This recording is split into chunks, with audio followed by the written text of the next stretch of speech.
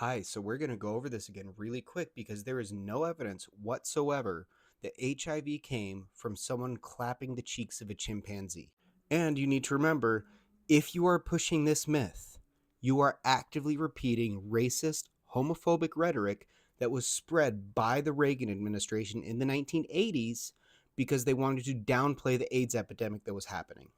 But to really grasp how HIV, or human immunodeficiency virus, came into contact with humans, you have to understand how HIV works.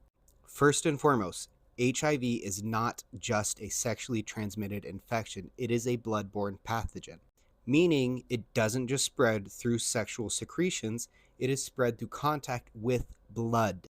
In Africa, they have a practice called collecting bushmeat. Bushmeat is basically their version of roadkill. They find carcasses of animals that have already either been killed or passed away, and they use that as a source of meat for their families and tribes because they don't always have the luxury of being able to go out to the supermarket and purchase fresh, clean meat anytime they are hungry. And what more than likely happened is they were collecting bushmeat.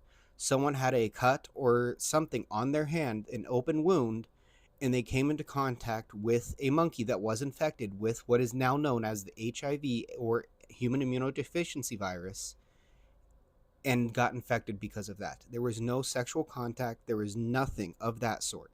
There is no evidence whatsoever that any sexually transmitted infection, herpes, HIV, syphilis, gonorrhea, none of them came from a human assaulting an animal. Most of those actually predate humans as a species entirely, so they have been with us since we've existed.